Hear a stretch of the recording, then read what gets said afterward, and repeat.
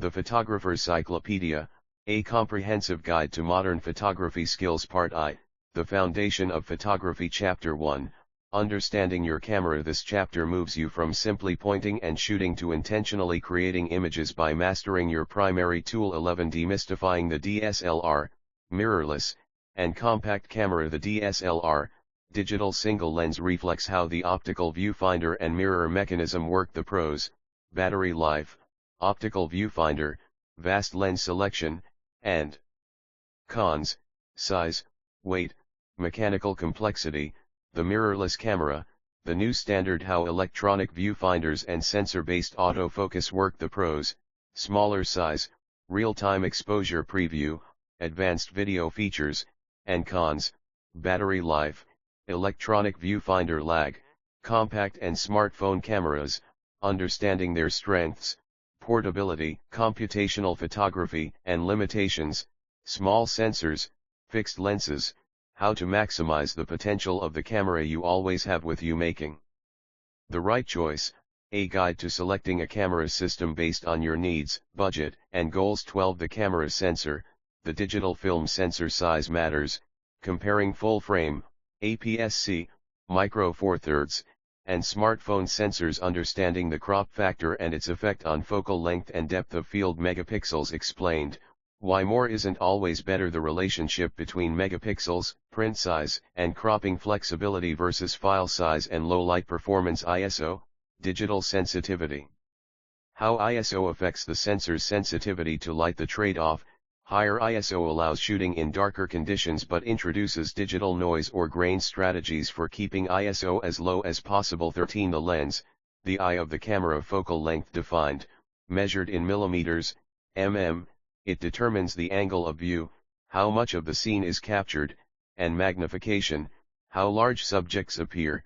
Wide angle, e.g., 14 to 35 mm. Expansive views, great for landscapes and architecture. Standard, e.g., 50 mm. Approximates human vision, natural for portraits and street photography. Telephoto, e.g., 70 to 200 mm. Brings distant subjects closer, ideal for sports and wildlife. Prime vs zoom lenses, prime lenses, fixed focal length, e.g., 35 mm f/18, advantages: often sharper, faster, wider aperture, lighter, and cheaper. Disadvantage: less flexible framing. Zoom lenses, variable focal length, e.g., 24 to 70 mm f/28, advantages: extreme flexibility, fewer lenses to carry. Disadvantages: often heavier, more expensive, and can be slower, smaller. Max aperture, 14. Camera modes, taking control. Auto mode, the camera makes all decisions when to use it, and when to avoid it. Program mode, PA. Semi-auto mode, the camera sets aperture and shutter speed, but you control ISO, flash, and other settings. A good first step away from full auto. Aperture priority mode, AORAV, you set the aperture and ISO, and the camera automatically sets the shutter speed. This is the preferred mode for controlling depth of field, portraits, landscapes. Shutter priority mode, S or TV, you set the shutter speed and ISO, and the camera automatically sets the aperture. This is the preferred mode for freezing or blurring motion, sports, waterfalls. Manual mode, M, you have full control over aperture, shutter speed, and ISO, essential for complex lighting, studio work, and achieving consistent results across a series of shots. 15. The holy trinity of exposure, aperture, shutter speed, and ISO. The exposure triangle, how these three elements work together to create a well-exposed image. Changing one requires an adjustment in another to maintain exposure. Aperture in depth, how the f-stop number, e.g., f/28, f/16, controls the size of the lens opening. Wider aperture, lower f number, equals more light plus blurrier background. Shallow depth of field, narrower aperture, higher f number, equals less light plus sharper background. Deep depth of field, shutter speed in depth, how the length of time the shutter is open, e.g., 1/1000 s, ones. Controls motion. Fast shutter speed equals freeze action. Slow shutter speed equals motion blur. ISO in depth, How increasing ISO brightens the image but adds noise. The goal is to use the lowest ISO possible for your lighting conditions while maintaining the desired aperture and shutter speed. Practical exercise, a walkthrough of taking the same photo using different settings on the triangle to achieve the same exposure with different creative effects. Chapter 2, The Art of Composition. Composition is the language of photography. It's how you arrange the elements within your frame to tell a story, evoke emotion, and guide the viewer's eye. This chapter moves beyond technical settings to the art of seeing. 21 The rule of thirds and when to break it. The fundamentals. Imagine your frame is divided by two equally spaced horizontal and vertical lines, creating 9 squares. The rule states that the most important elements of your photo should be placed along these lines or at their intersections. The PowerPoints. Practical application, placing a subject's eyes on a PowerPoint for a portrait, positioning the horizon on the top or bottom line for landscapes, placing a key object at an intersection to create balance and interest. Knowing when to break it. The rule of thirds is a guideline, not a law. Breaking it intentionally can create powerful images. Centered composition, for subjects with strong symmetry, reflections, or when you want to convey directness and stability. Negative space. Placing a subject very small in the frame to emphasize scale, isolation, or environment. 22 Leading lines and patterns guiding the viewer's eye. Use natural or man-made lines to draw attention to your main subject. Lines can be straight, roads, fences, buildings, curved, rivers, paths, winding roads, or diagonal, shadows, staircases, which often add dynamism and tension. Finding and using patterns.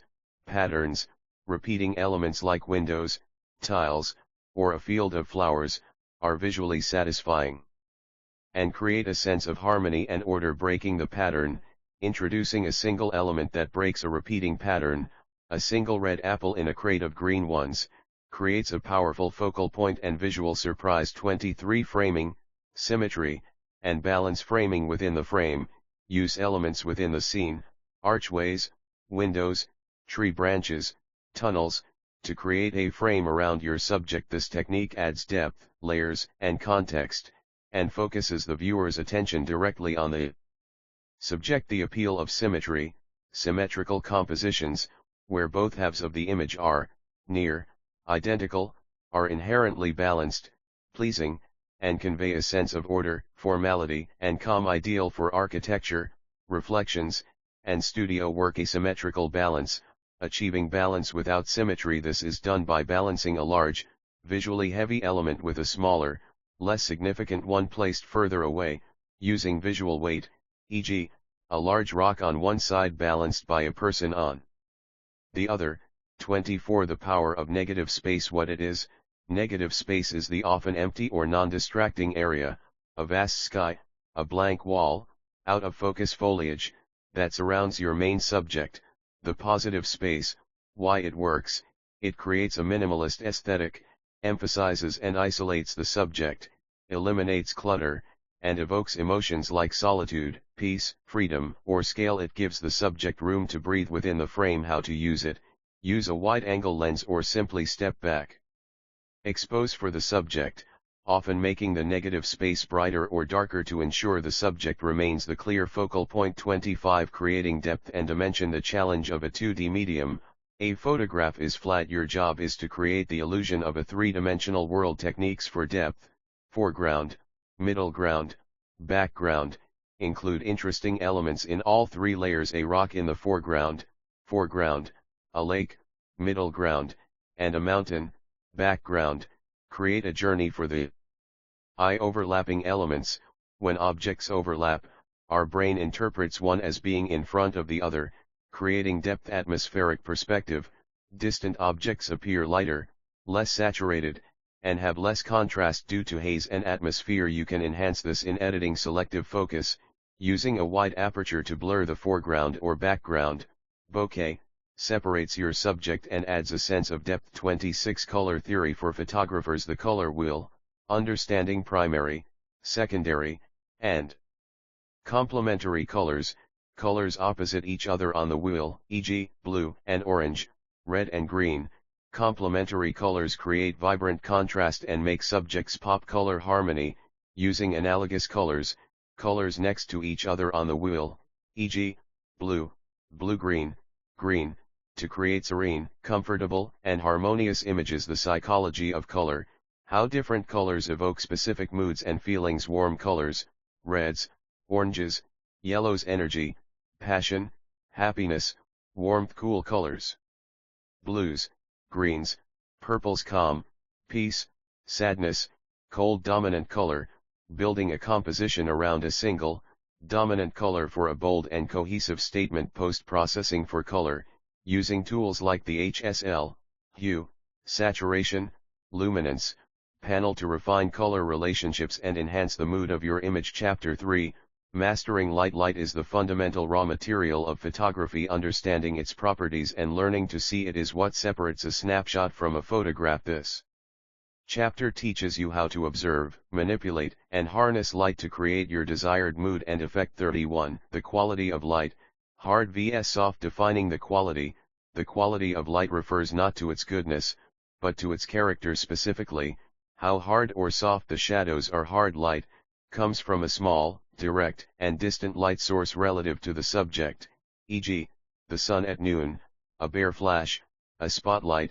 It creates sharp, well-defined shadows, high contrast, and emphasizes texture and form. It can be dramatic and edgy but also harsh and unflattering for portraits. Soft light comes from a large, diffused light source relative to the subject, e.g., the sun on an overcast day, light through a large window, a flash with a soft box. It creates soft, gradual shadows with subtle transitions, low contrast, and is generally flattering as it minimizes skin imperfections. It conveys a gentle, calm, or mysterious mood. How to control it? You can soften hard light by diffusing it, using a soft box, shooting through a white sheet, using a scrim, or by reflecting it onto the subject, using a reflector to fill in shadows. 32. Direction of light, how angle shapes the story. The direction from which light hits your subject dramatically alters the perception of shape, texture, and mood. Front lighting, light comes from behind the photographer, directly onto the subject. It provides even illumination, accurate colors, and minimal shadows. Often flat and two-dimensional, it can be good for detail but is less interesting for drama. Common in snapshots and phone photography. Side lighting, light comes from the side of the subject, at a 45 to 90 degree angle. It emphasizes texture, shape, and depth by creating long, revealing shadows. Excellent for portraits, creating Rembrandt lighting, architecture, and landscapes to show the contours of the land. It creates a moody, dramatic, or classic feel. Backlighting, light comes from behind the subject, towards the camera. This creates silhouettes. Rim lighting, a bright outline around the subject, and a luminous glow. It can separate the subject from the background and create a sense of drama, mystery, or romance. Requires careful exposure to either preserve the bright background or use fill flash to expose the subject. Top lighting, light comes from directly above, e.g., the midday sun, often the most challenging light.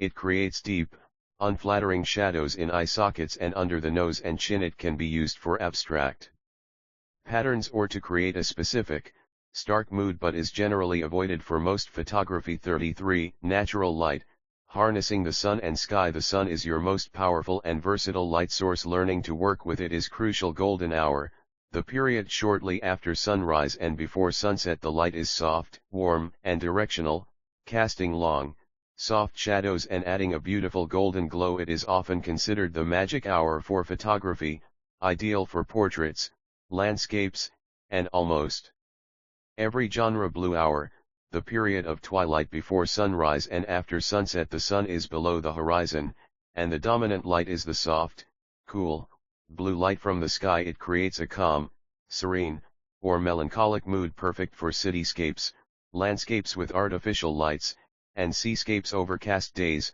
the cloud cover acts as a giant natural soft box, creating beautifully even, soft, and shadowless light. It is ideal for portrait photography, no squinting, macro photography.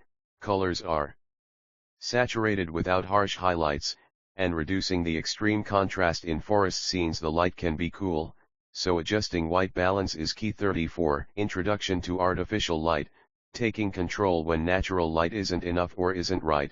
You create your own speed light/flashes, portable, powerful, brief bursts of light. They can be used on camera, for fill light, or taken off camera, for creative control over direction and quality. They freeze motion and allow you to overpower the sun. The key skill is learning to modify them, with diffusers, bounce cards, soft boxes, to soften their inherently hard light. Continuous lights, LED panels and tungsten bulbs that stay on. The main advantage is that you see exactly what the light is doing. What you see is what you get, making them excellent for learning and for video work. They are generally less powerful than flashes and can get hot. 35. Understanding white balance and color temperature. Color temperature, measured in kelvins, K. It describes the color characteristic of a light source. Lower numbers, e.g., 3000 K, are warm/amber, like candlelight. Higher numbers, e.g., 7000 K, are cool/blue, like shade or a heavily overcast sky. White balance, WB. Your camera's function to correct the color cast of a light source so that white objects appear white. It ensures color accuracy. Presets and custom WB, using auto WB, or presets like daylight, cloudy, tungsten, and fluorescent. The most accurate method is creating a custom white balance.